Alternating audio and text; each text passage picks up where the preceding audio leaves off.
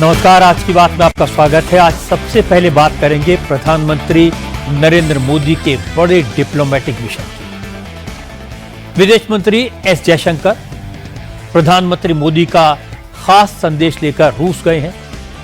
आज उन्होंने मॉस्को में प्रेसिडेंट पुतिन से मुलाकात की। मोदी ने अपना स्पेशल मैसेज लेकर एनएसए अजित डोवल को चाइना भेजा है। डोवल बीजिंग में चीन के बड़े बड़े नेताओं से मुलाकात कर रहे हैं। कॉमर्स मिनिस्टर पीयूष गोयल 200 उद्योगपतियों के डेलीगेशन के साथ इस समय जापान में हैं और फाइनेंस मिनिस्टर निर्मला सीतारमण कल से 8 दिन के कनाडा और अमेरिका के दौरे पर जाएंगी। G20 के बड़े नेताओं और उद्योगपतियों से मिलेंगी। अब सवाल है कि अचानक सरकार ने वर्ल्ड रीच आउट प्रोग्राम क्यों शुरू किया? इसके पीछे मकसद क्या है? एस जयशंकर ने आज पुतिन को मोदी का क्या मैसेज दिया? अजित डोवल की चीन के नेताओं से क्या बात हुई? क्या शी जिनपिंग ब्रिक्स समिट में हिस्सा लेने के लिए भारत आएंगे? क्या दिल्ली में पुतिन और शी जिनपिंग के साथ मोदी की मुलाकात होगी? पीयूष गोयल इतना बड़ा बिजनेस डेलीगेशन लेकर जापान क्यों गए? और निर्मला सीतारमण को ऐसे मौके पर अमेरिका क्यों भेजा जा रहा है? ये सब मैं आपको बताऊंगा आज की बात में। शुरुआत करते हैं एस जयशंकर के रूस के दौरे से। आज मॉस्को में एस जयशंकर ने प्रेसिडेंट पुतिन से मुलाकात की। क्रेमलिन में पुतिन ने विदेश मंत्री एस जयशंकर का बड़ी गर्मजोशी से स्वागत किया।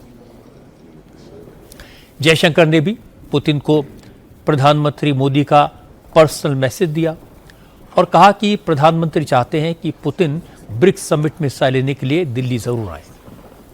जयशंकर ने कहा कि वैसे तो ब्रिक्स समिट से पहले किर्गिस्तान में होने वाली एससीओ समिट में दोनों नेताओं की मुलाकात होगी।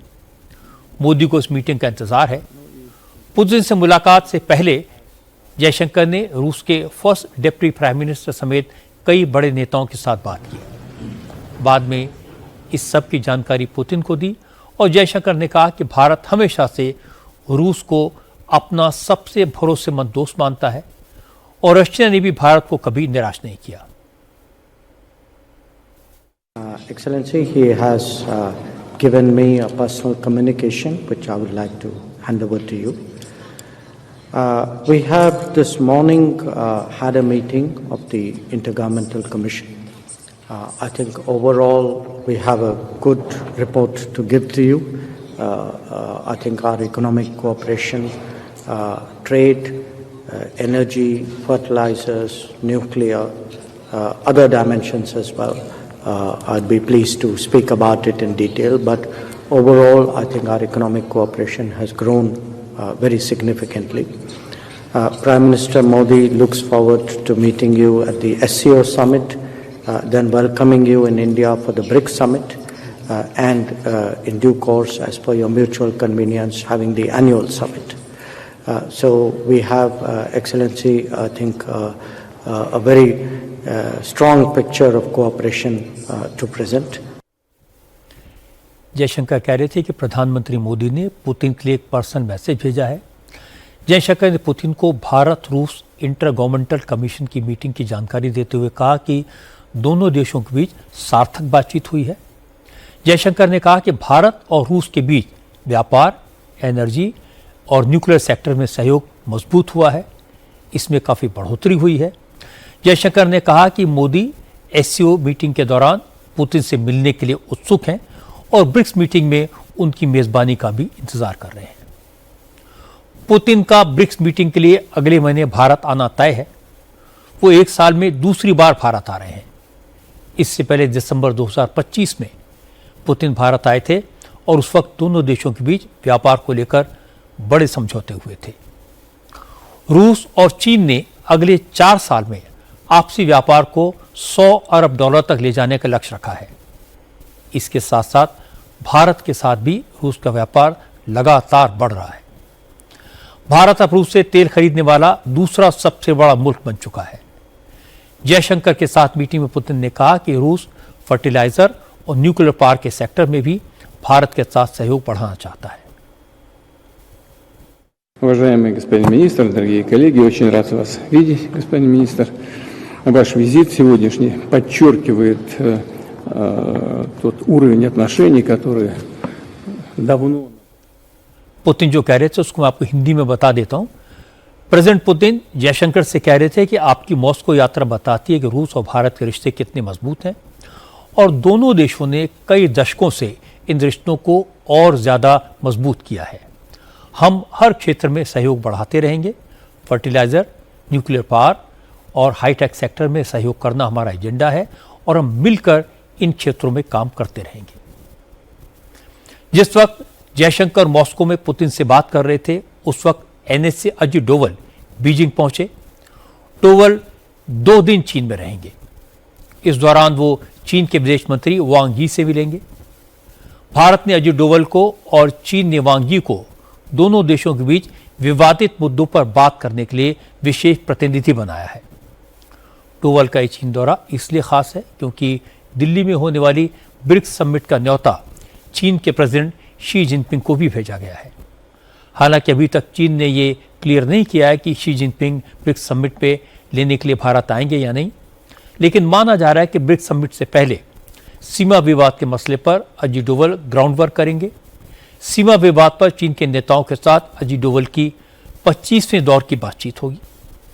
अक्टूबर 2024 में दोनों देशों के बीच डोकलाम में जो डिसएंगेजमेंट एग्रीमेंट हुआ था, अजित डोवल और वांग यी उस समझौते की समीक्षा करेंगे, उसको रिव्यू करेंगे। और आज चीन के विदेश मंत्रालय ने कह भी दिया कि भारत और चीन एक दूसरे के पड़ोसी हैं, रणनीतिक साझेदार हैं, इसलिए उन्हें पूरा भरोसा है कि दोनों देश बातचीत से आपसी मसले सुलझा लेंगे। 边界问题特别代表会晤是两国边界谈判的主要渠道，也是 चीन के विदेश मंत्रालय के प्रवक्ता कह रहे थे कि चीन भारत सीमा विवाद पर स्पेशल रिप्रेजेंटेटिव्स की मीटिंग दोनों देशों के बीच बॉर्डर इशू पर बातचीत का मुख्य जरिया है। यह आपसी चिंता के मामलों को सुलझाने का एक अहम मंच भी है। पिछले साल अगस्त में दोनों देशों ने 24वीं स्पेशल रिप्रेजेंटेटिव्स मीटिंग में खुलकर बात की थी। कई मुद्दों पर सहमति बनी थी। आगे भी दोनों देश सीमा विवाद पर गंभीरता से बात जारी रखेंगे और इसके साथ ही दोनों पक्ष द्विपक्षीय संबंधों और अंतर्राष्ट्रीय और क्षेत्रीय मुद्दों पर भी विचारों का आदान प्रदान करेंगे। जयशंकर का रूस और अजित डोवल का चीन दौरा विदेश नीति के लिहाज से महत्वपूर्ण है, तो पीयूष गोयल का जापान और निर्मला सीतारमण का कनाडा और अमेरिका का दौरा भारत को इकोनॉमिक फ्रंट पर मजबूत करेगा। इस वक्त पूरी दुनिया का फोकस सेमीकंडक्टर और चिप मैन्युफैक्चरिंग पर है। नरेंद्र मोदी भारत में इन दोनों सेक्टर्स का विकास चाहते हैं, इसलिए जापान में पीयूष गोयल का सबसे ज्यादा जोर चिप और सेमीकंडक्टर सेक्टर पर ही रहेगा। पीयूष गोयल जापान के साथ manufacturing, semiconductor, clean energy, automotive, financial services, startup और स्टील सेक्टर पर बड़ी डील पर बात करेंगे। मोदी सरकार ने हाल ही में सेमिकॉन 2.0 के तहत $13 अरब से ज्यादा के सेमीकंडक्टर प्रोग्राम को मंजूरी दी है।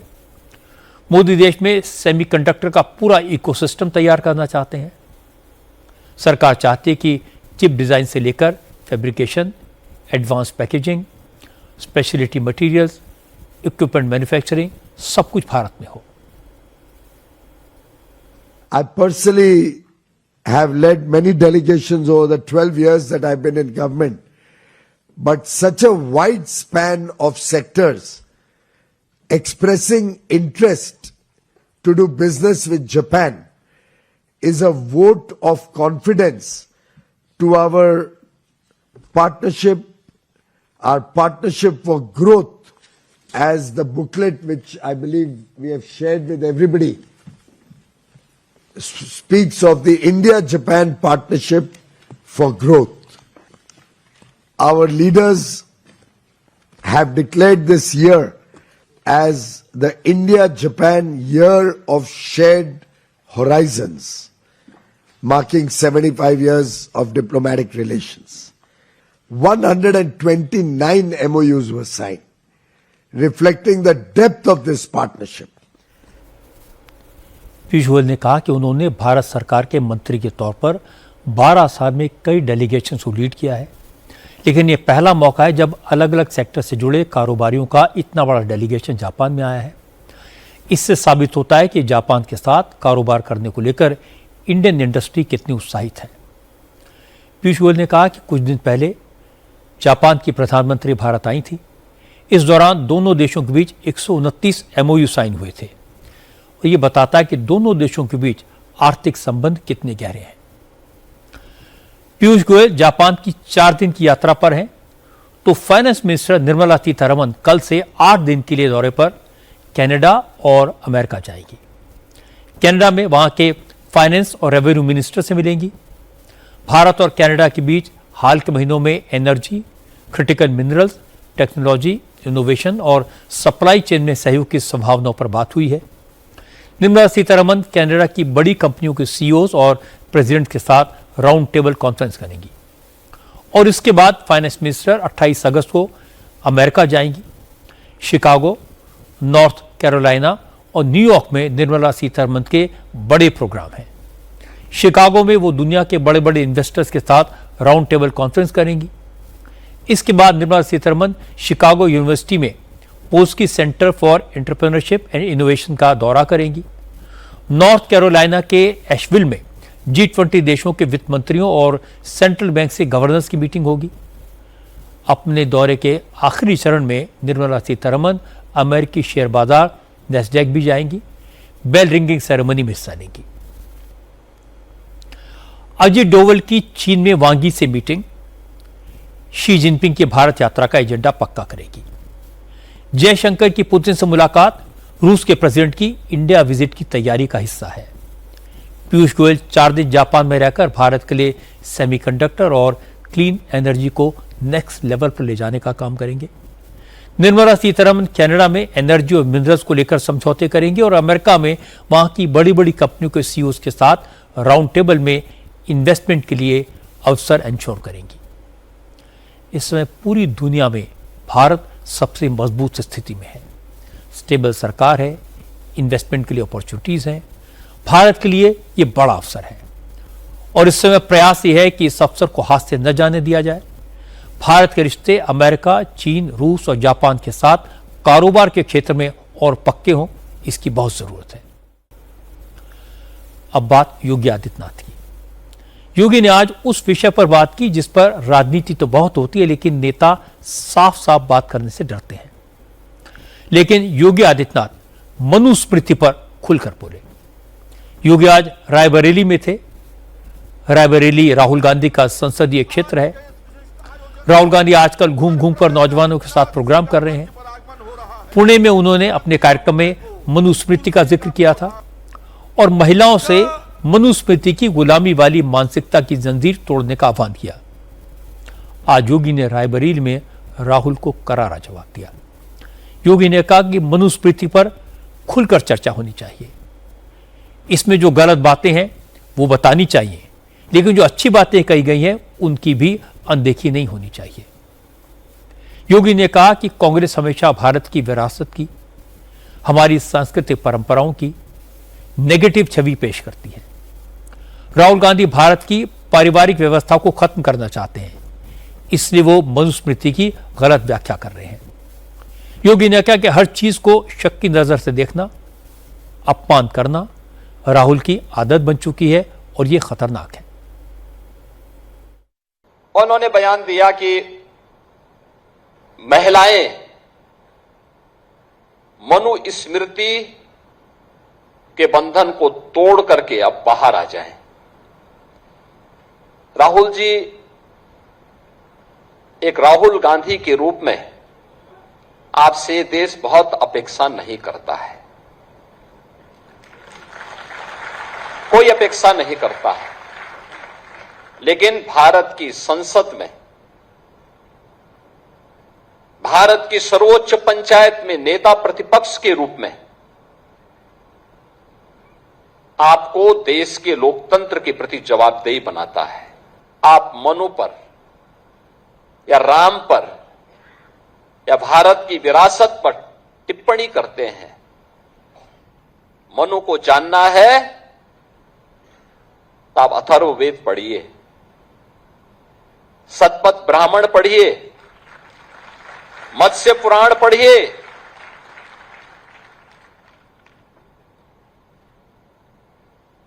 आपको सारी जानकारियां मिल जाएंगी। अगर मनुस्मृति ने ये बात कही है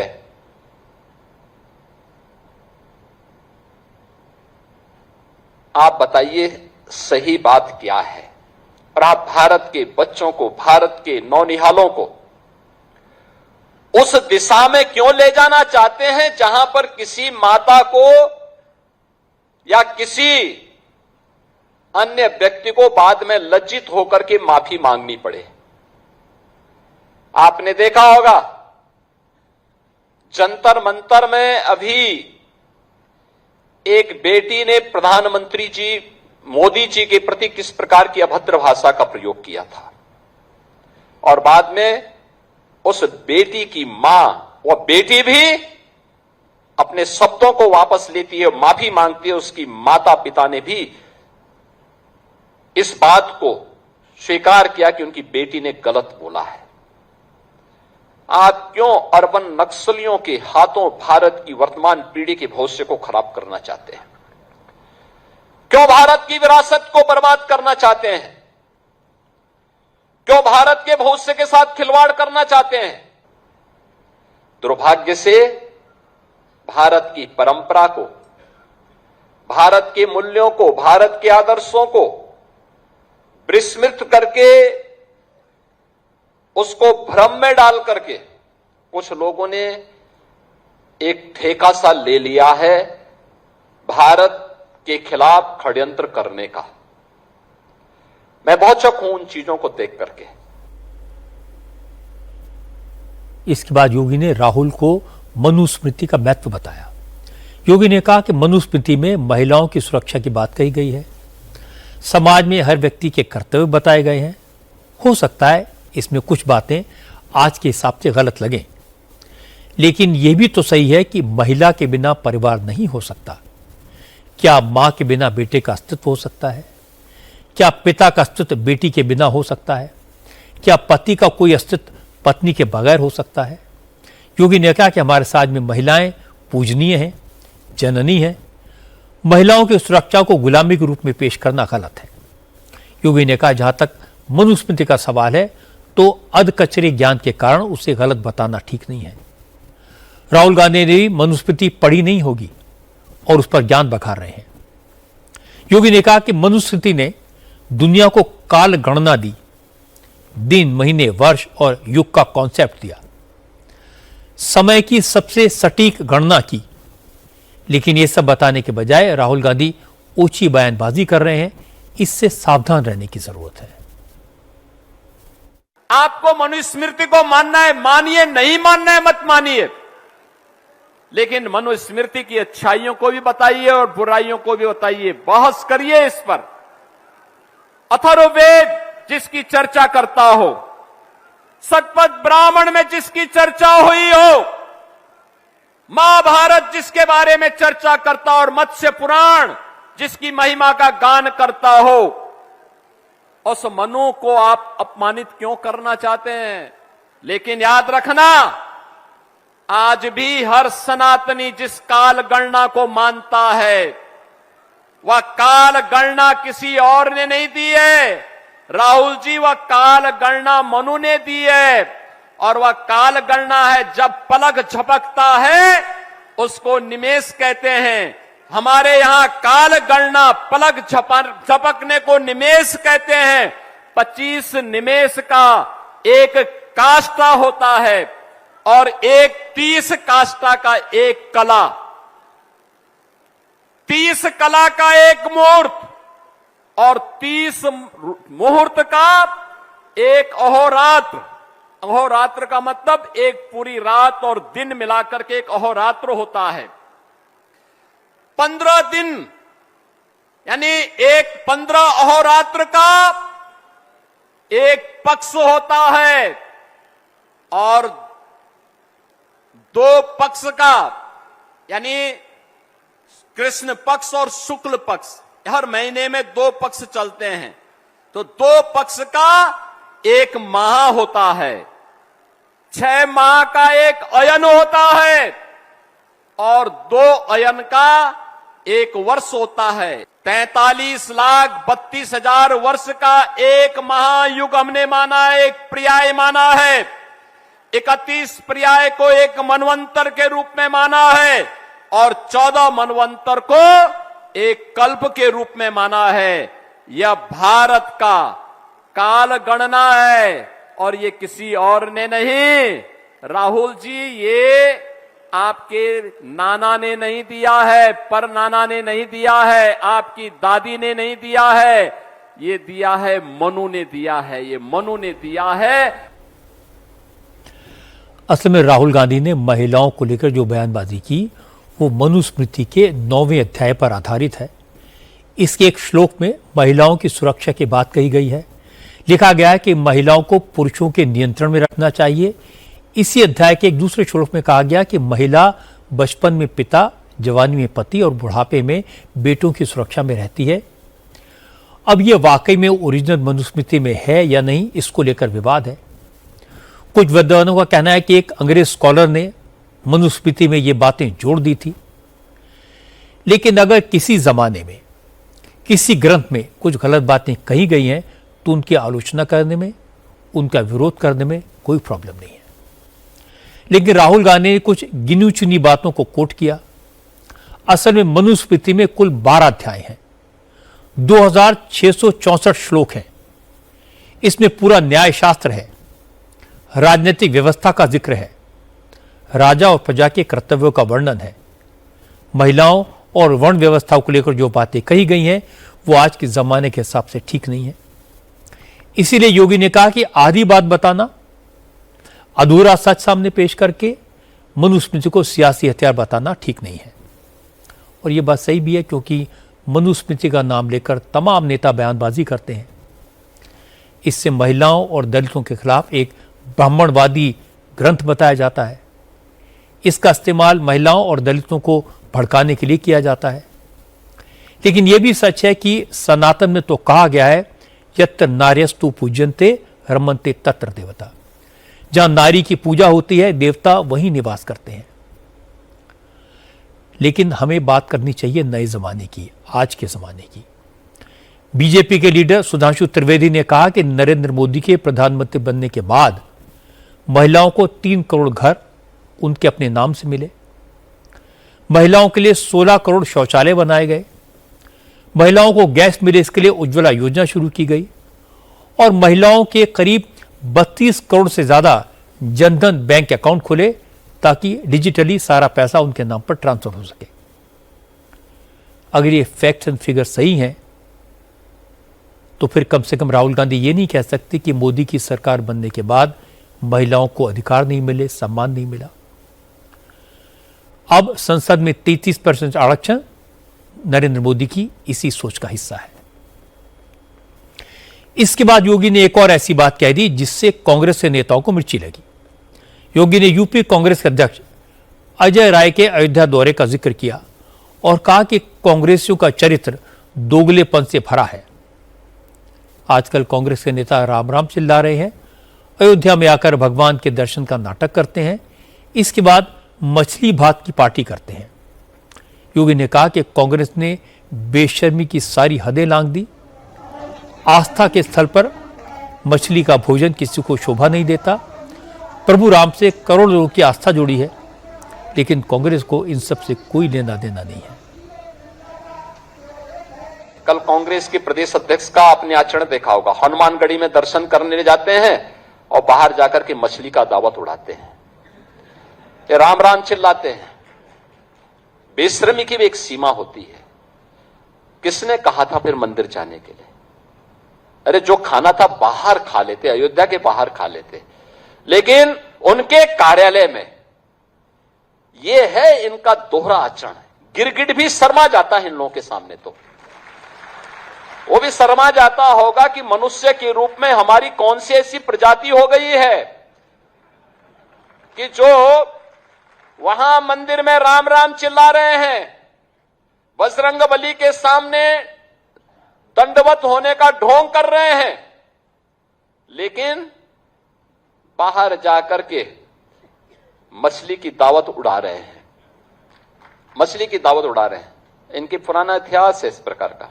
प्रदेश अध्यक्ष कांग्रेस का, इनके भाई की हत्या की थी एक माफिया ने, और यह व्यक्ति उस माफिया के खिलाफ बयान देने के लिए नहीं गया, बल्कि उसके सामने उसके घुटने टेक करके नतमस्तक हो गया।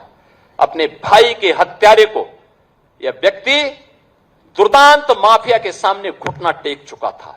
और तो सरकार आई, इस सरकार ने फिर रगड़ करके उसकी भूसी निकाल दी।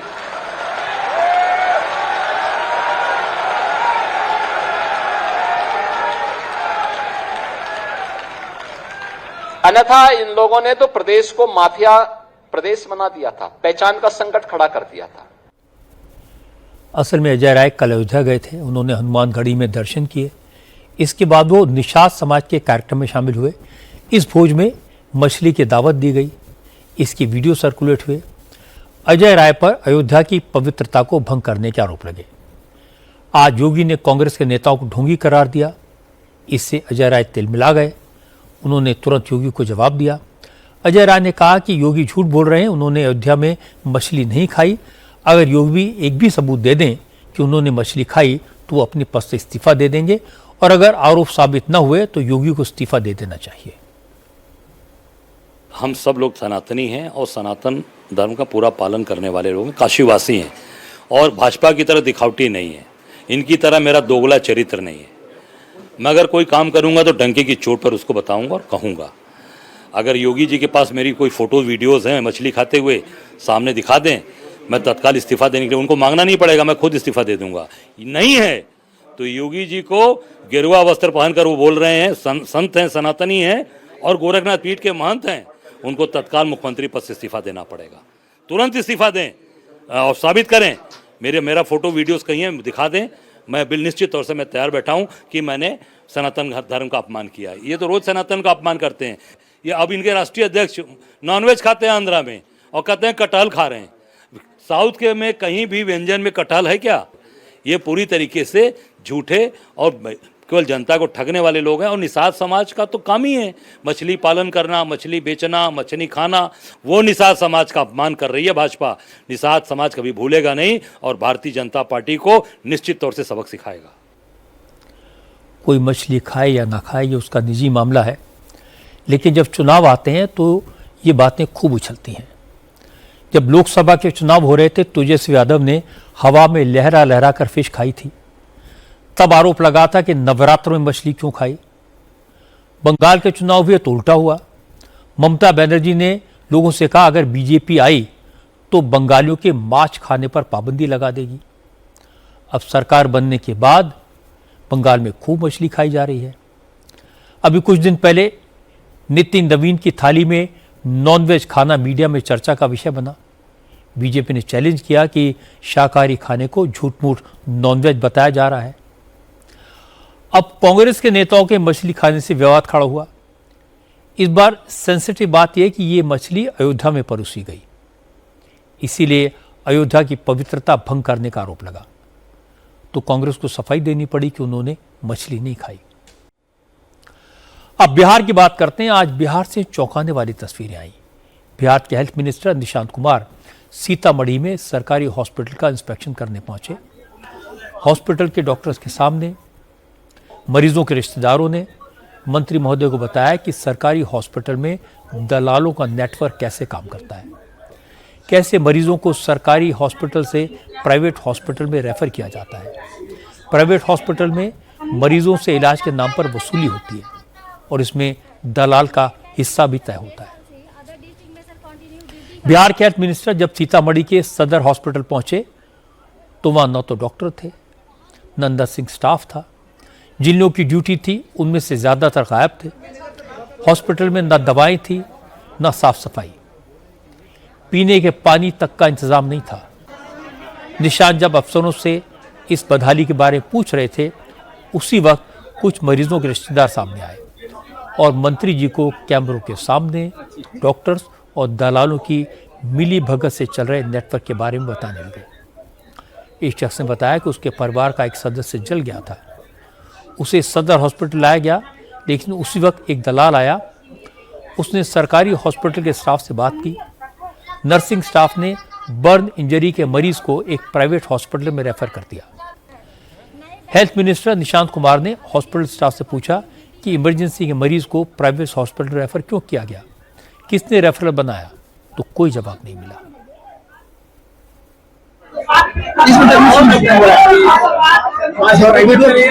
यहीं से दलाल ने बोला, डॉक्टर ने बोले यही लोग थी ना, क्या बोले कि प्राइवेट में यहीं पे नजदीक में है ना, वो वही हॉस्पिटल में लेके जाइए, उसी में है, वही में भर्ती भी है उसमें। यही के डॉक्टरों को डॉक्टरों को तो नाम तो नहीं जानते हैं, हम तो इमरजेंसी में आए हैं, दिखाए को बोले कि नहीं यहाँ पे मदद नहीं किएगा। आप इसमें लिखे तो प्राइवेट, तो यहाँ से तो वहाँ तक नहीं जाने लगा था ना, इसलिए यहीं पे भर्ती कराया उनको, खुद ले गए यहीं से आप लोग कि यहाँ तक प्राइवेट हॉस्पिटल में लेकर जाइए, पेशेंट को लेकर आइए। कोई अगर इसमें कुछ बोला होगा प्राइवेट में जाने के लिए तब ना बोल सकते हैं, ऐसे कैसे आप जवाब यहीं से आप लोग दलाल करके यहाँ से भर्ती करवाते तुरंत, वहाँ नहीं, यहाँ से ही प्राइवेट हॉस्पिटल में यहीं से डॉक्टर लोग आप लोग डॉक्टर को दलाल रख करके और यहीं से प्राइवेट हॉस्पिटल में इसको भर्ती करवाते हैं। नहीं चलिए यहीं पे मरीज मेरा भर्ती है, कौन ले गया? यहीं से ले गए, यहाँ पे मरने देखे आप लोगों के सामने में हम ले आकर वहाँ पे भर्ती कराए हैं।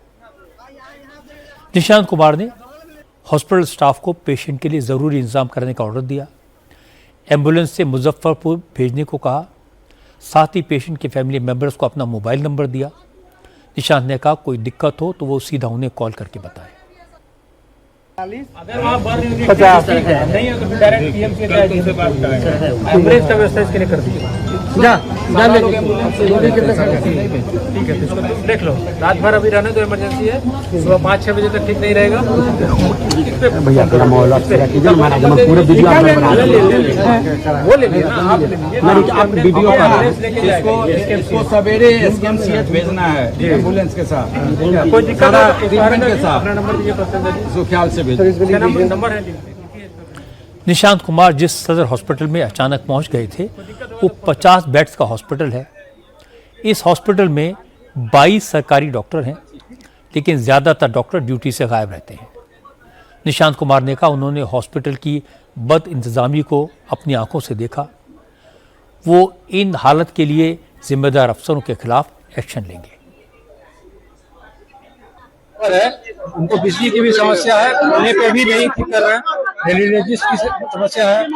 हमने देखा कि बेडशीट नहीं बदल रहे हैं, साफ सफाई नहीं है, पानी नहीं मिल रही है।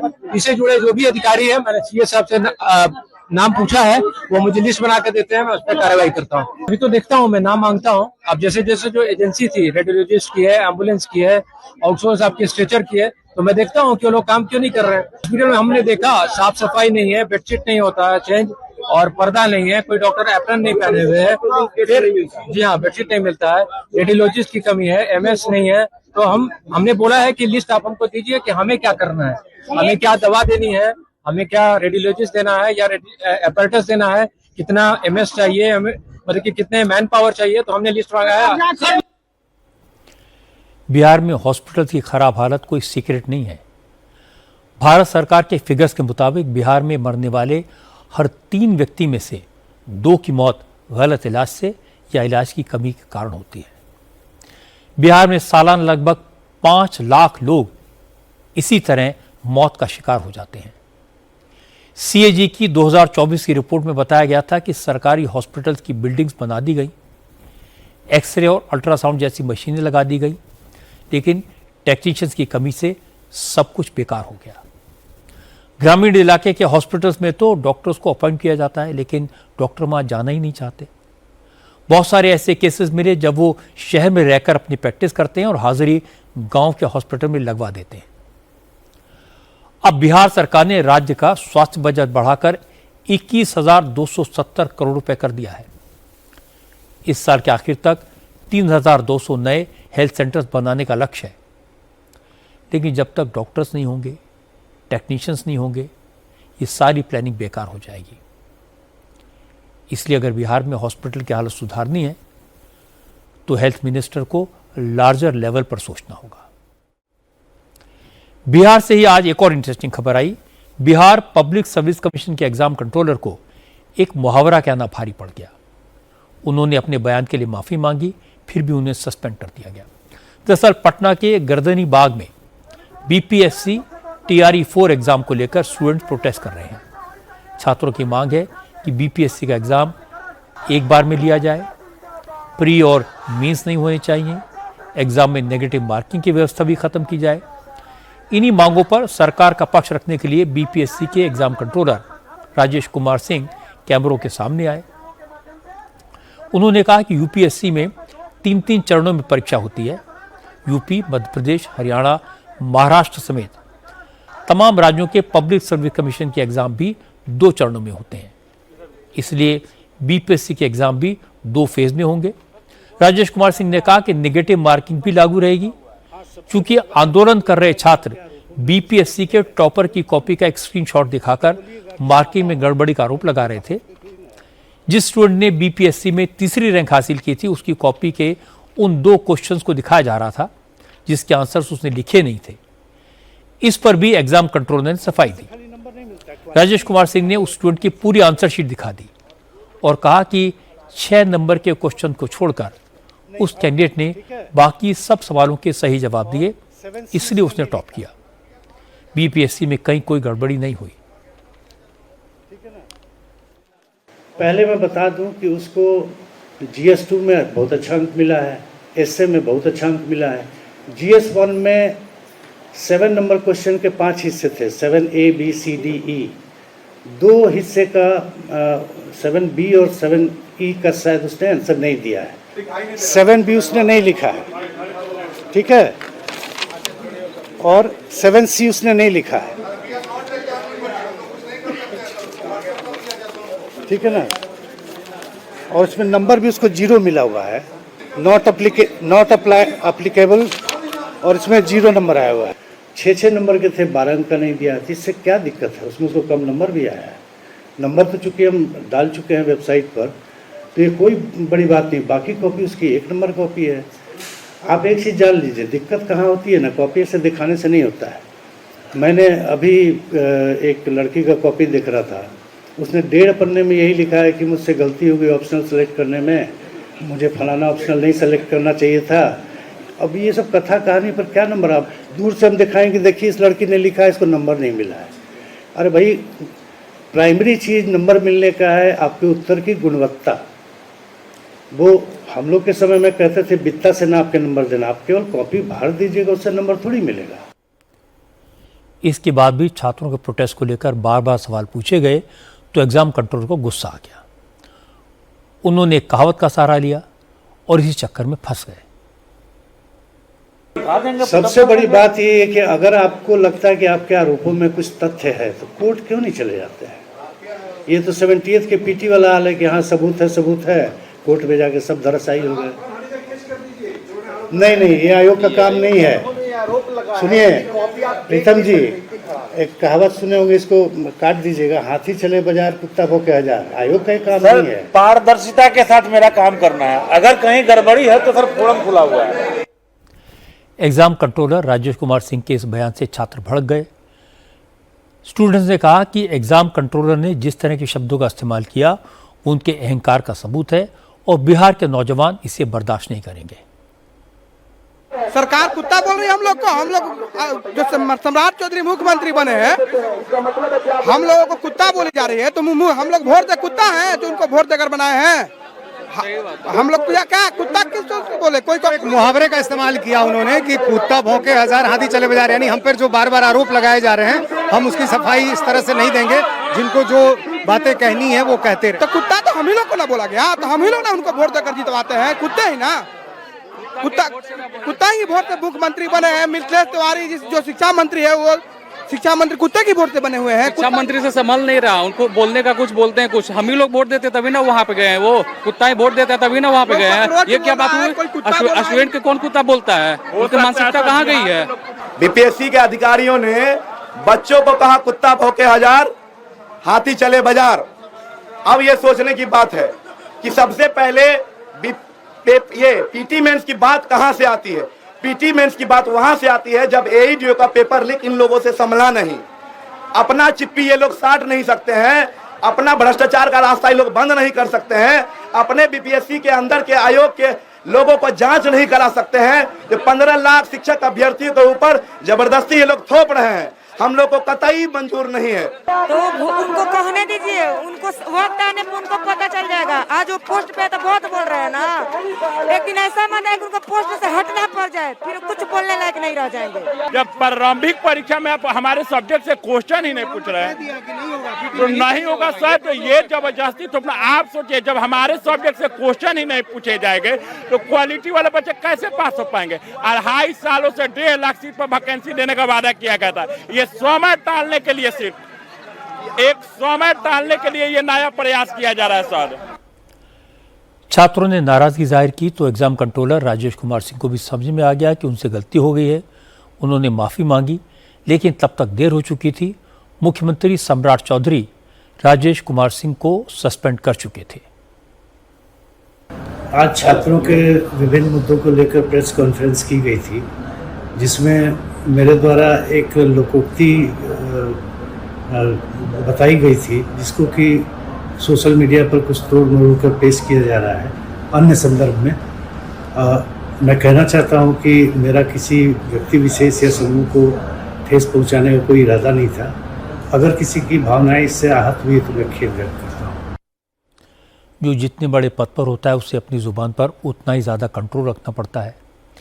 बीपीएससी के एग्ज़ाम कंट्रोलर ये नहीं कर पाए। हालांकि जब उन्होंने मुहावरे का इस्तेमाल किया, उसी वक्त उन्हें इस बात का एहसास था कि वो जो कहने जा रहे हैं वो गलत है, फिर भी वो अपनी ज़ुबान पर काबू नहीं रख पाए और उसका खामियाजा भुगतना पड़ा। छात्रों के प्रोटेस्ट का असर पूरे देश में दिखाई दे रहा है। सभी राज्य सरकारें एग्ज़ाम सिस्टम को फुल प्रूफ और ट्रांसपेरेंट बनाने की कोशिश कर रही हैं, लेकिन गड़बड़ी करने वाले भी चीटिंग के नए नए तरीके खोज रहे हैं। आज ही यूपी एसटीएफ ने एक ऐसे शख्स को अरेस्ट किया जो यूपी एसएससी के एग्ज़ाम में चीटिंग कराने की कोशिश कर रहा था।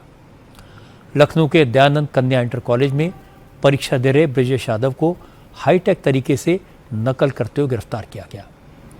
ब्रजेश यादव प्रयागराज का रहने वाला है। जब वो एग्ज़ाम सेंटर में पहुंचा तो उसने अपनी शर्ट के नीचे बनियान में ब्लूटूथ डिवाइस फिट करा हुआ था। छोटा सा ट्रांसमीटर कान में था। इस डिवाइस के जरिए वो एग्ज़ाम सेंटर के बाहर बैठे सॉल्वर गैंग के मेंबर्स के साथ संपर्क में था। ब्लूटूथ के जरिए क्वेश्चंस सॉल्वर गैंग को भेज रहा था और सॉल्वर गैंग के मेंबर उसे आंसर बता रहे थे। एग्ज़ाम सेंटर पर तैनात टीचर्स ने उसकी हरकतें देखी तो शक हुआ। तलाशी ली गई तो सारी सच्चाई सामने आ गई। ब्रजेश यादव को एसटीएफ के हवाले कर दिया गया। पूछताछ में ब्रजेश ने बताया कि इस हाईटेक साजिश का मास्टरमाइंड प्रयागराज का ही रहने वाला रमेश पटेल है। उसी ने एग्जाम में नकल कराने के लिए रमेश पटेल को 10 लाख रुपए दिए थे। अब पुलिस रमेश पटेल को खोज रही है। आज छत्तीसगढ़ से भी पेपर लीक की खबर आई। रायपुर में इंदिरा गांधी एग्रीकल्चर यूनिवर्सिटी में एंडोस्कोपिक कैमरे की मदद से पेपर लीक किया गया। दुर्ग के एक प्राइवेट कॉलेज में प्रोफेसर योगेश ने नीडल और एंडोस्कोपिक कैमरे की मदद से सीलबंद लिफाफे को बिना फाड़े, बिना सील तोड़े क्वेश्चन पेपर लीक किया और छात्रों को 12,000 रुपये में पेपर की कॉपी बेच दी। पुलिस ने पेपर लीक के इस हाईटेक तरीके के मास्टरमाइंड समेत 6 आरोपियों को अरेस्ट किया है। पेपर खरीदने वाले 5 छात्र भी पुलिस की गिरफ्त में हैं। वो जो है नीचे एक छोटा सा छेद करता था उसी लिफाफे का, और अंदर एक ऐसे ये वाला एंडोस्कोप वाला एक वायर है जिसको वो अंदर लिफाफा के अंदर डालता था। इसका एक कैमरा है जो फोन से कनेक्ट हो जाता है और पूरा उसका पेपर जो है स्कैन हो जाता है, मतलब उसको पूरा दिख जाता है अंदर का। तो वो एक एक पूरा उसका क्वेश्चन पूरा लिखा है और उसका जो कास्ट स्टूडेंट्स है जो वो जानता है उसको 11,000 में बेचा है। ये भी एक सामने आया कि उसको पकड़ने के बाद ये पता चला कि 7 तारीख को बीएससी फर्स्ट ईयर का प्लांट पैथोलॉजी का पेपर भी ये ऐसे ही उन्हीं स्टूडेंट्स को जो है बेचा है 12,000 में। तो 2 पेपर बेसिकली लीक हुआ है। पेपर लीक करने वाले, एग्जाम में चीटिंग कराने वाले कैसी कैसी टेक्नोलॉजी का इस्तेमाल करते हैं, इस बारे में रोज़ चौंकाने वाली बातें सामने आती हैं। ये धंधा इसलिए सफल है कि क्वेश्चन पेपर के लिए, नकल करके पास होने के लिए लाखों रुपए खर्च करने वालों की कमी नहीं है। पेपर लीक और चीटिंग करने वालों को सिस्टम से प्रोटेक्शन मिलता है और बेईमानी से नंबर पाने वालों को इसी सिस्टम में एडमिशन या नौकरी मिलती है। इसीलिए अब ये लोग नहीं चाहते कि सिस्टम बदले, सख्ती हो। 2 दिन पहले मैंने आपको दिखाया था कि स्टूडेंट्स कह रहे थे कि वो इसलिए नाराज़ हैं कि उनसे पैसे ले लिए लेकिन नकल नहीं कराई गई। ऐसा लगा उनके लिए बात नॉर्मल है। जब तक इस मानसिकता को नहीं बदला जाएगा, कितने भी सुधार कर लें उसका असर नहीं होगा। अब महाराष्ट्र की बात करते हैं। महाराष्ट्र में आजकल ऑटो टैक्सी के ड्राइवर्स के मराठी ज्ञान का ऑन स्पॉट टेस्ट हो रहा है। इससे ऑटो ड्राइवर्स खासे परेशान हैं। लड़ाई झगड़े हो रहे हैं, मारपीट की नौबत आ जाती है और ये मुद्दा सियासी भी है। जो उत्तर भारतीय लोग 40-40 साल मुंबई या महाराष्ट्र के दूसरे शहरों में ऑटो रिक्शा चला रहे हैं, उनका कहना है कि बुढ़ापे में दूसरी भाषा सीखना मुश्किल है। कुछ लोग कह रहे हैं कि अगर मराठी की क्लास अटेंड करेंगे तो ऑटो कब चलाएंगे, परिवार का पेट कैसे भरेगा। ड्राइवर्स ने कई जगहों पर विरोध प्रदर्शन किया। ड्राइवर्स की डिमांड है कि सरकार उन्हें कम से कम 3 से 6 महीने का टाइम दे। इतनी जल्दबाजी में यह फैसला लागू करना उनके रोजगार को खत्म करने जैसा है। बस तक 6 महीना का समय दीजिए, इतने में हम लोग मराठी समझ जाएंगे, नहीं तो आपको जो इच्छा हो आप करना। अभी 1 महीने में कैसे सीख लेगा? बनिया की दुकान है क्या? खाने का बने चीज नहीं है। जो 50 साल की उम्र में हो गए वो अपने बच्चे लोग को पढ़ाए लिखाए खिलाएं कि मराठी कर जाए। तो 50 साल पहले क्यों नहीं लागू किए, आज जो लागू कर रहे हैं? अभी बराबर नहीं बोल पाते। कम से कम अभी 3, 4, 5, 6 महीने का और टाइम देंगे तो हमारे लिए बहुत अच्छा रहेगा। बात कर कर के सीखा हूँ जितनी आती है। प्रॉपर मराठी जो मराठी लोग हैं उनकी तरह शुद्ध तो नहीं बोल सकता, लेकिन जितनी आती है उतनी कोशिश करता हूँ। सीखना चाहिए, मगर ये कोई जबरदस्ती नहीं है कि नहीं आप यही है। अब इतना जल्दी बताइए, पोपट बुढ़ा हो जाएगा तो कितना सीखेगा। कोई माहौल होना चाहिए ना उसके लिए। लेकिन समस्या ये है ना कि जब ये आरटीओ कहीं नाकाबंदी में पकड़ रहे हैं तो अब दूसरा क्वेश्चन पूछ देते हैं। अब इतना जल्दी तो हम लोग ये रहता है, जैसे 15 क्वेश्चन है 2 दिन में याद कर लिया, और भी पता चलता कि ये पूछेंगे तो वो भी हम लोग याद कर लेते। बोलना चाहिए, मगर थोड़ा हमको और सीखने के लिए, कि मराठी तो नहीं है, समय देना चाहिए। वो तो हम सीखेंगे। तो सीखा नहीं, मैं तो शुरू से ही ऐसा बोलता हूँ, साथ में रह रहे के चलना लोग के पैसेंजर बैठते हैं या ऐसे और कोई होता है, बोलते बोलते मैं सीख गया। ऐसा स्कूल तो मैं गया नहीं सर। इंटरेस्टिंग बात यह कि मराठी को लेकर अभियान महाराष्ट्र में चल रहा है, लेकिन अखिलेश यादव इस विवाद में कूद पड़े। उन्होंने महाराष्ट्र सरकार पर भाषा के नाम पर उत्तर भारतीयों के साथ भेदभाव का आरोप लगा दिया। महाराष्ट्र के ट्रांसपोर्ट मिनिस्टर प्रताप सरनायक ने अखिलेश यादव को जवाब दिया। उन्होंने कहा कि अखिलेश खुद यूपी के मुख्यमंत्री रहे, उनके पिता भी चीफ मिनिस्टर रहे हैं। अखिलेश को बताना चाहिए कि उन्होंने अपनी सरकार के वक्त लोगों को रोजगार क्यों नहीं दिया। यूपी के लोगों को रोजगार की तलाश में घर बार छोड़कर दूसरे राज्यों में क्यों जाना पड़ा। प्रताप सरनायक ने कहा कि महाराष्ट्र में कोई जोर जबरदस्ती नहीं हो रही है। ऑटो टैक्सी चलाने वालों को मराठी सिखाने के लिए ट्रेनिंग सेंटर्स चलाए जा रहे हैं। सरकार की मंशा किसी से रोजगार छीनना नहीं है। अगर महाराष्ट्र में रोजगार करने वाले मराठी सीखेंगे तो इसमें उनका ही फायदा होगा। ये महायुति सरकार है, ये रोजगार बनाने वाला सरकार है, रोजगार किसी के पास से छीनने वाला सरकार नहीं है। तो हम आज भी आह्वान यही करते हैं कि आप आइए, महाराष्ट्र में रोजी रोटी कमाइए, रोजगार बढ़ाइए। रोजगार बढ़ाना हमारा कर्तव्य है, हमको साथ दीजिए। मगर जो मराठी अस्मिता है, मराठी भाषा है, उसका आदर आप सभी लोगों को करना चाहिए। महाराष्ट्र दिन से लेके 15 अगस्त तक उन्होंने 3 महीने की मोहलत मांगी थी, मैंने 105 दिन की मोहलत दी। हमारे राज्य में करीबन 1,65,600 जो रिक्शा टैक्सी ड्राइवर थे वो उन्होंने मराठी सीखा है। उनको प्रमाण पत्र देने का काम भी मुंबई मराठी साहित्य संघ और कोकण मराठी साहित्य परिषद के माध्यम से हो रहा है। और आगे भी वो अभियान चालू रखने का कार्यक्रम जो है एकनाथ शिंदे साहब ने बोला है, हम कंटिन्यू करेंगे। मगर मराठी भाषा विभाग से हमारे 180 जो केंद्र है और साथ ही में 1800 शिक्षक है, आगे भी हिंदू हृदय सम्राट बाला साहब ठाकरे जी के नाम का जो अभियान है वो चालू रखेंगे। मगर हमारी जो कानूनी कार्रवाई है वो तो होती ही रहेगी। अगर 12 अगस्त 2026 के कानून के अनुसार अगर किसी को मराठी नहीं सीखना है तो ये जो मगरूरी है, ये जो मुजोरी है, कोई भी बोलेगा नहीं परिवहन मंत्री हम महाराष्ट्र में रहेंगे, कामकाज करेंगे, हम पैसे भी कमाएंगे और जाओ तुमको जो करना है वो करो, मराठी सीखेंगे भी नहीं तो ये चलेगा नहीं। लेकिन समाजवादी पार्टी के विधायक अबू आजमी ने कहा, अगर सरकार को मराठी की चिंता है तो ये नियम सिर्फ गरीबों पर लागू क्यों किया जा रहा है? बड़े बड़े कॉरपोरेट्स ऑफिसेज में मराठी को कंपलसरी क्यों नहीं किया जाता? अबू आजमी ने कहा कि महाराष्ट्र में रहने वालों को मराठी आनी चाहिए, ये ठीक है। उनकी पार्टी भी ऑटो टैक्सी चलाने वालों को मराठी की ट्रेनिंग दे रही है, लेकिन मराठी के नाम पर गरीब लोगों को हजारों रुपए का फाइन लगाना ठीक नहीं है, इसका वो विरोध करेंगे। अभी 15-15 हजार रुपया फाइन, ये रिक्शे वाले कहाँ से देंगे 15,000 रुपया? ये क्या कर रहे हैं आप लोग? गरीबों के मुंह का लुकमा छीन रहे हैं आप, उनका निवारा छीन रहे हैं, उनकी एक बेकारी बढ़ती जा रही है, महंगाई बढ़ती जा रही है, और गरीब अपनी रोजी रोटी सरकार नहीं दे सकती तो खुद मेहनत करके कमा रहा है, वही बंद कर रहे हैं। ये तो ठीक नहीं है ना। लोग जो आज बड़े बड़े कारपोरेट पूरे देश में जहां जहां बड़ी बड़ी कारपोरेट हैं, उनकी हेड ऑफिस मुंबई में है, आप उनके ऑफिस में जाइए, उनके स्टाफ से पूछिए तुम कितनी मराठी तुमको आती है, उससे पूछे, उस मिल के मालिक से पूछे तुम मराठी में बात करो। अगर तुम नहीं बोलोगे तो तुमको हम यहां से मुंबई से निकाल देंगे, हम मुंबई तुम्हें काम नहीं, वो तो करो ना। गरीबों की तरफ सिर्फ, अमीरों की तरफ कुछ नहीं। कांग्रेस के नेता भी ऑटो टैक्सी ड्राइवर्स के लिए मराठी का ज्ञान कंपलसरी किए जाने के खिलाफ हैं।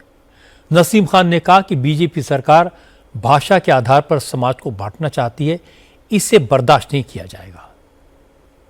भाषा के नाम पर जिस तरह से भारतीय जनता पार्टी की महाराष्ट्र की सरकार विवाद पैदा कर रही है, भाषा के नाम पर गरीब ड्राइवरों के ऊपर आरटीओ की तरफ से कार्रवाई की जा रही है, वो गलत है।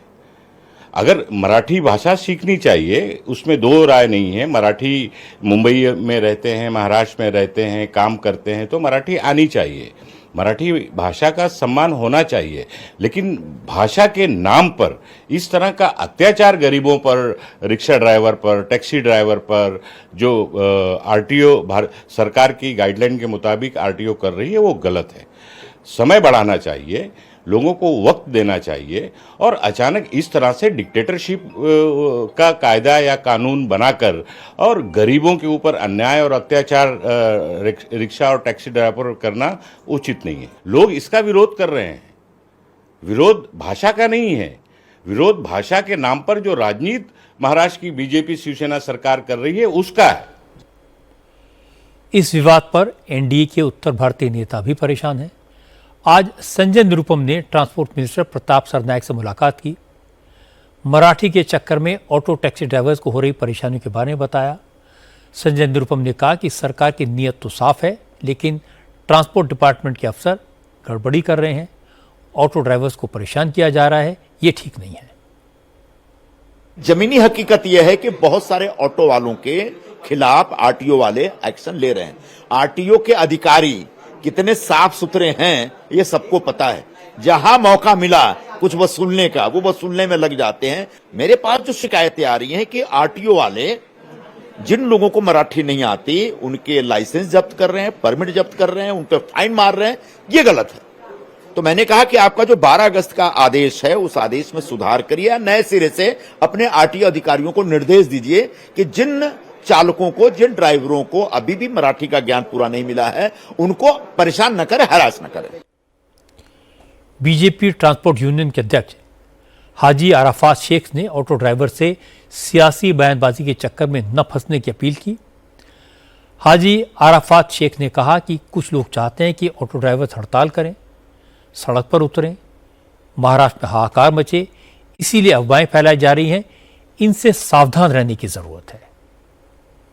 जिस तरीके से वातावरण तैयार करने का जो काम करने की कोशिश कर रहे हैं अलग अलग पार्टी के लोग, अलग अलग यूनियन के लोग, मैं उनसे कहूंगा कि कहीं ना कहीं प्रताप सरनायक ट्रांसपोर्ट मंत्री ने हमको 3 महीने की जो सहूलत दी है, ये अपने आप में एक सराहना है। मैं महाराष्ट्र के मुख्यमंत्री देवेंद्र जी से कल बात करूंगा, उनको निवेदन दूंगा, ट्रांसपोर्ट मंत्री से फिर एक बार मिलूंगा। जो अपनी मांगे हैं 100% हम उनसे मनवा के रहेंगे। मैं उप मुख्यमंत्री एकनाथ शिंदे जी से मुलाकात करूंगा, जो रिक्शा वाले का दर्द जानते हैं और उनके सामने अपनी बातें रखेंगी। इसीलिए घबराना नहीं, उत्तर प्रदेश की तरफ भागना नहीं, कहीं भी जाना नहीं। ये शहर आपका है, ये स्टेट आपका है। लोगों की सेवा करेंगे और जहां जहां नाके के ऊपर रिक्शा स्टार्ट है वो शुरू रहेगी। किसी भी अफवाह में नहीं जाएंगे और कोई बंद में हम शामिल नहीं रहेंगे। बात बढ़ी तो चीफ मिनिस्टर देवेंद्र फडणवीस सामने आए। फडणवीस ने कहा वो सिर्फ इतना चाहते हैं कि जो लोग महाराष्ट्र में रहते हैं उन्हें मराठी की बेसिक नॉलेज होनी चाहिए। ऑटो टैक्सी वालों को भी काम चलाओ मराठी सीखने के लिए कहा गया है। फडणवीस ने कहा कि अगर ऑटो ड्राइवर्स को मराठी सीखने में दिक्कत हो रही है तो सरकार टाइम लिमिट बढ़ा देगी, इसलिए किसी को परेशान होने की जरूरत नहीं है। यहाँ पर जो हमारे भाई लोग, हिंदी भाषी भाई लोग जो यहाँ पर टैक्सी या ऑटो चलाते हैं, उनको मराठी का एक्सपर्ट बनाने का कोई कारण नहीं है। उनको उनके काम जितनी मराठी आनी चाहिए, काम चलाओ मराठी आनी चाहिए, इस प्रकार का ही आग्रह किया गया है। और उसमें कोई भी इस प्रकार की सख्ती नहीं है, उनको सिखाने का प्रयास चल रहा है। अभी भी 2 बार लोगों ने समय बढ़ाकर मांगा तो समय बढ़ाकर दिया गया है। अभी भी तीसरी बार भी समय बढ़ाकर दिया है और आगे भी अगर ये मांग आएगी कि हम सीखना चाहते हैं, हमको समय बढ़ाकर दिया जाए तो समय बढ़ाकर दिया जाएगा। हमारी भारतीय जनता पार्टी की सरकार और हमारी बीजेपी, शिवसेना, राष्ट्रवादी की महायुति सरकार भाषा के आधार पर किसी के साथ अन्याय नहीं होने देगी। भाषा के आधार पर किसी पर अन्याय नहीं होगा। ये सारे लोग, और इनमें से तो कई लोग 3-3 पीढ़ियों से यहाँ रहते हैं, ये हमारे लोग हैं, हमारी संस्कृति के साथ घुल मिल गए हैं। इसलिए यह प्रयास है कि इनमें से जिनको भाषा काम चलाओ भी नहीं आती, उनको सिखाने का प्रयास चल रहा है। कोई किसी के ऊपर अन्याय न हुआ है, न हमारी सरकार होने देंगी। महाराष्ट्र में जो लोग वाकई में 3-3 पीढ़ियों से रह रहे हैं, रोजगार कर रहे हैं, इसके बाद भी अगर उन्हें मराठी नहीं आती तो थोड़ी हैरानी की बात तो होती है। सरकार ने 60 दिन का वक्त दिया था, कोचिंग क्लासेस दी थी। 1,85,000 ऑटो ड्राइवर्स में से 1,65,000 ऑटो टैक्सी ड्राइवर्स ने मराठी सीख भी ली है। जो 15% बचे हैं उन्हें और वक्त देने का वादा देवेंद्र फडणवीस ने किया है। तो फिर दिक्कत क्या है? इस मामले में ड्राइवर्स की भावनाओं का ख्याल रखना चाहिए। वो भी महाराष्ट्र के हैं, उन्हें पराया नहीं समझना चाहिए। आज लखनऊ से भी इंटरेस्टिंग खबर आई। लखनऊ में नगर निगम ने आज भैंसों की नीलामी की। 1.5 लाख की भैंस 30,000 रुपए में बिक गई। 243 भैंसें कुल 58,89,000 रुपए में बिकी। जिन भैंसों को ऑक्शन किया गया वो सब लखनऊ के पारा इलाके में चल रही गैर कानूनी डेयरियों से जब्त की गई थी। जब नगर निगम अफसरों ने पुलिस की टीम के साथ इस इलाके में रेड की तो पुलिस पर हमला किया गया, नगर निगम की गाड़ियां तोड़ी गईं और इसके बाद नगर निगम ने सख्त रुख अपनाया। पुलिस पर हमला करने वालों को जेल भेजा और 243 भैंसें जब्त कर ली। आमतौर पर ऐसी कार्रवाई के बाद अवैध डेयरी चलाने वालों पर जुर्माना लगाया जाता है। जुर्माना भरने वाले डेयरी मालिक को जब्त किए गए पशु लौटा दिए जाते हैं, लेकिन इस बार ऐसा नहीं हुआ। चूंकि डेयरी चलाने वालों ने पुलिस पर हमला किया था, इसलिए प्रशासन ने सख्त रुख अपनाया। नगर निगम ने जब्त की गई भैंसों को नीलाम करने का फैसला किया और हैरानी की बात है कि जिन लोगों की भैंसें थी, जिन लोगों ने पुलिस की टीम पर हमला किया था, उन लोगों को इस ऑक्शन में हिस्सा लेने की परमिशन नहीं दी गई। प्रति भैंस और भैंसा के हिसाब से 21,000 रुपये तथा प्रति पड़िया पड़वा के हिसाब से 10,000 रुपये बेस प्राइस रखा गया था। उसी के अनुरूप न्यूनतम बोली रेट से बोली प्रारंभ की गई थी और टोटल 41 लोगों ने प्रतिभाग किया था, जिनके द्वारा धरोहर धनराशि 1,02,100 रुपये प्रति व्यक्ति के द्वारा जमा की गई थी। 6 जगह हमारे पशु बंद थे और सभी 6 जगह के अनुसार से जितने जितने पशु जहाँ पर बंद थे उसी की संख्या के आधार पर नीलामी प्रारंभ की गई थी और टोटल 243 पशुओं के सापेक्ष नगर निगम को 58,89,000 की राजस्व की प्राप्ति हुई है। प्रशासन ने भैंसों के मालिकों को तो ऑक्शन में शामिल नहीं होने दिया, लेकिन इन लोगों ने एक रास्ता निकाल लिया। ज्यादातर भैंसों के मालिकों ने अपने रिश्तेदारों को बोली में शामिल होने के लिए भेजा। चूंकि भैंस की बेस प्राइस 21,000 रुपये रखी गई थी और खरीदार भैंसों के मालिकों के रिश्तेदार थे, इसलिए सबने पहले से तय कर लिया था कि बोली ज्यादा नहीं लगानी है। 6 लोगों ने ही पूरे पारा इलाके की 243 भैंसें खरीद ली। इन लोगों ने कहा कि डेयरी के जरिए उनके परिवार का खर्चा चलता है। प्रशासन से वो टकराव नहीं चाहते। अगर सरकार उन्हें लखनऊ के बाहर कोई जगह दे दे तो अपनी डेयरी लखनऊ के बाहर शिफ्ट कर देंगे। कितनी भैंसें आपको मिली आज यहाँ पर? 40 जी। कितना पैसा पे करना पड़ा आपको? 12,01,000। संतुष्ट हैं पूरी प्रक्रिया से आप लोग? हाँ। आपकी भैंसें थी या आप आए थे इसमें? आए थे हम। हाँ। भैंसें आपकी ली दी गई थी? नीलामी में भैंसें मिली 31। हाँ। कितने रुपए में? ये मिली है 9,51,000। कहाँ से आप आए हैं? हम आए बुद्धेश्वर। आप भी पूरा व्यापार करते हैं दूध का? हाँ, दूध का। ये जो पूरी प्रक्रिया अपनाई गई है इससे आप लोग संतुष्ट हैं?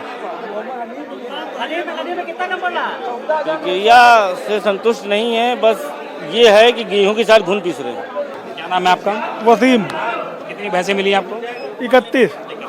9 लाख में। हमारी 18 थी, 13 दूसरे लोग की थी। अधिकतर उन लोग की भैंसें यहाँ नहीं थी, वो लोग तो फर्जी लोग थे, वो आके इन लोग को डिस्टर्ब कर दिए वहाँ बिरादरी को आके। उनसे इसमें कोई मतलब नहीं था, उनकी भैंसें थी। वो लोग तो बाहरी लोग आके पत्थर चला दिए, उसमें कुछ हमारे बिरादरी के लोग भी उसको उतर गए, लड़ाई कर लिए, वरना इन भैंसों वाला कोई मतलब ही नहीं था, किसी का नाम नहीं उसमें है। नीलामी से पहले लखनऊ नगर निगम के बाहर आज हंगामा भी हुआ। आज़ाद समाज पार्टी और समाजवादी पार्टी के नेताओं ने प्रोटेस्ट किया, सरकार के खिलाफ नारेबाजी की, नीलामी को रोकने की मांग की।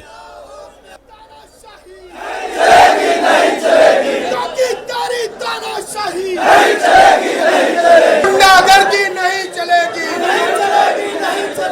गुंडागर्दी नहीं। विरोध प्रदर्शन करने वालों ने कहा कि नगर निगम मनमानी कर रहा है।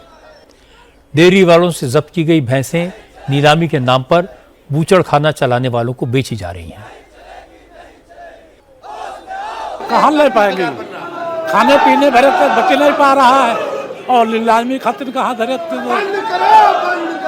आप लोग भी नहीं ले पाएंगे? नीलामी में हिस्सा पैसा नहीं है? हम लोग दूध बेच के नहीं ले पाएंगे, जो बीफ बेचेंगे वो लोग लेंगे। अब ये नीलामी में दूध देने वाला जानवर वहाँ बीफ बिकने जाएगा। बताइए, हम लोग उसी से रोजी रोटी खाते हैं और ये हाल हम लोगों के साथ कर रखा है इन लोगों ने। भाई जो कसाई लोग हैं, काटने वाले हैं या बेचने वाले हैं, उनके तो व्यापार करना है, उनको पैसे के लिए वो दौड़ रहे हैं, वो भी अपना नंबर लगाए पड़े। हम लोग ये चाहते हैं जो पहले पैसे दिए जाते थे, जो जाती थी पहले, वो उतने रुपए 20,000 21,000 लेके छोड़ देते थे, वही वैसे ही कर लें। हम लोगों की पर्सनल जो भैंसें हम लोगों की है डेयरियों की, वो दे दी जाए। जहाँ एक बात सरकार बता देगी वहाँ लेके चले जाएंगे। नहीं रखना चाहेंगे तो हम लोग गाँव लेके चले जाएंगे। नीलामी कर रहे हैं हम लोग की गरीब आदमी, हम लोग की भैंसें चले जाएंगे नीलामी में। देखिए कितने लोग आए, सब अन्य विराट लेने आए, सब कसाई भैंसें लेने आए। हम लोग के गरीब आदमी 4-5 दिन से खाना नहीं खाया है। हम लोग सब लोग घर में रो पिटा पड़ा है सब लोग। ये बात सुनने में तो सही लगती है कि जुर्माना लेकर भैंसों को छोड़ने में क्या दिक्कत है। प्रॉब्लम यह है कि ऐसा पहले भी होता था, जुर्माना देकर भैंस वापस मिल जाती थी, लेकिन इसके बाद गैर कानूनी डेयरी भी पहले की तरह चालू हो जाती थी। प्रशासन के किए कराए पर पानी फिर जाता था। अब योगी के शासन में सरकार के काम करने का तरीका बदला है, इसलिए जिन लोगों की भैंसें नीलाम हुई उनके ऑक्शन में शामिल होने पर बैन लगा दिया गया। इस वक्त देश के 25 राज्यों में जबरदस्त बारिश हो रही है। आज दिल्ली एनसीआर में भी भारी बारिश हुई। इससे दिल्ली के लोगों को उमस भरी गर्मी से राहत तो मिली, लेकिन वाटर लॉगिंग की वजह से मुसीबतों का सामना भी करना पड़ा। दिल्ली के संगम विहार और सुभाष रोड जैसे इलाकों में 3-3 फीट पानी भर गया।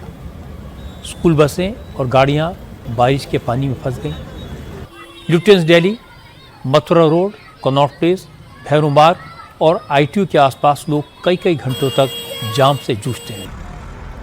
खराब मौसम की वजह से 3 फ्लाइट्स प्रभावित हुई, 15 फ्लाइट्स को डाइवर्ट करना पड़ा, 250 से ज़्यादा फ्लाइट्स लेट हो गई। गुरुग्राम के हालात इतने ख़राब हो गए, सोना रोड पर पानी भरने की वजह से 4 से 5 किलोमीटर लंबा ट्रैफिक जाम लग गया। चूँकि मौसम विभाग ने कल भी दिल्ली NCR में भारी बारिश का अलर्ट जारी किया है, इसलिए गुरुग्राम ने लोगों से घरों में रहने को कहा है। स्कूलों को ऑनलाइन मोड में चलाने के निर्देश दिए गए हैं। दिल्ली के अलावा बिहार, उत्तर प्रदेश, मध्य प्रदेश और महाराष्ट्र के कई इलाकों में भारी बारिश लगातार हो रही है, लेकिन देश के कुछ राज्य ऐसे भी हैं जहां इस बार सूखे जैसी स्थिति है, फसलों को नुकसान हुआ है। मौसम को लेकर food and civil supply minister Prahlad Joshi ने एक बड़ी बात कही। उन्होंने कहा कि दुनिया भर में मौसम बदल रहा है। अल नीनो के इफेक्ट से पैदावार घट गई है। चीनी के दामों में जो बढ़ोतरी हुई है वो इसी का नतीजा है। प्रहलाद जोशी ने कहा कि देश में चीनी की कमी नहीं है, लेकिन गन्ने में रेड रॉट बीमारी से और अल नीनो से पैदा हुई स्थितियों के कारण चीनी का प्रोडक्शन उम्मीद से कम हुआ, जिसका असर कीमतों पर दिखाई देने लगा। This El Nino, which has affected worldwide,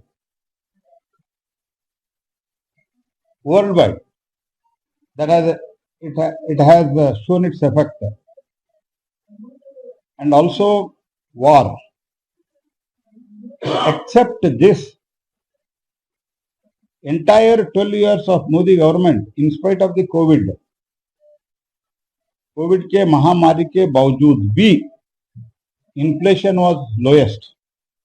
Sugar, see, because of the red rotten disease, which was very unexpected, and also El Nino, not only in India, in the entire world, the overall agricultural production has come down.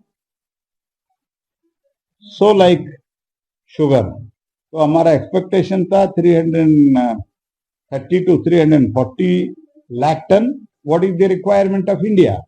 India's requirement is around 280 lakh ton, and as on date we have 306 lakh ton. Means more than 20-25 lakh ton we have surplus. I am telling you surplus. Prahlad Joshi कह रहे थे कि El Nino से पूरी दुनिया प्रभावित हुई है। युद्ध का असर भी दुनिया पर पड़ा हुआ है। कोविड जैसी महामारी का सामना करने के बाद भी सरकार ने 12 साल में महंगाई पर काबू रखा। फिलहाल चीनी की कीमतें बढ़ने लगी हैं। इसकी वजह रेड रॉट डिजीज़ और अल नीनो है। इसकी वजह से सिर्फ भारत में नहीं, पूरी दुनिया में एग्रीकल्चर प्रोडक्शन कम हुआ है और चीनी उत्पादन पर भी इसका असर पड़ा है। भारत में चीनी की ज़रूरत करीब 280 लाख टन है, जबकि हमारे पास 25 लाख टन सरप्लस चीनी स्टॉक में है। वजह कोई भी हो, चीनी का उत्पादन इस बार कम हुआ है। चीनी के दाम बढ़े हैं, त्यौहार आने वाले हैं, लोगों को परेशानी होगी, इसीलिए चीनी इंपोर्ट करके कीमतें काबू में लाने की कोशिश की जा रही है। प्याज के दाम भी बढ़े हैं और इसके लिए नासिक से कांदा एक्सप्रेस चलाई जाएगी। कांदा एक्सप्रेस में लोडिंग शुरू हो चुकी है। पिछले साल रेलवे की 14 ट्रेन 12,000 टन प्याज लेकर आई थी, जो 5 बड़े शहरों तक पहुंचाया गया था। इस बार 86 ट्रेन चलेंगी, वो 88,000 टन प्याज लेकर आएंगी, जिसे 16 बड़े बड़े शहरों तक पहुंचाया जाएगा। अब एक अच्छी खबर जो गुजरात के लोगों के लिए है। गुजरात पुलिस को कल 500 नई गाड़ियां मिलेंगी। ये गाड़ियां अहमदाबाद पहुंच चुकी हैं और कल गुजरात के डिप्टी चीफ मिनिस्टर हर्ष सांघवी ये 500 नई गाड़ियां पुलिस को सौंप देंगे। इन गाड़ियों का इस्तेमाल पुलिस की इमरजेंसी सर्विसेज में होगा। इन गाड़ियों के शामिल होने के बाद पुलिस के पास कुल 1000 जन रक्षक वाहन हो जाएंगे। गुजरात पुलिस का इमरजेंसी रिस्पांस टाइम 27 मिनट से घटकर 10 मिनट 49 सेकंड पर पहुंच चुका है।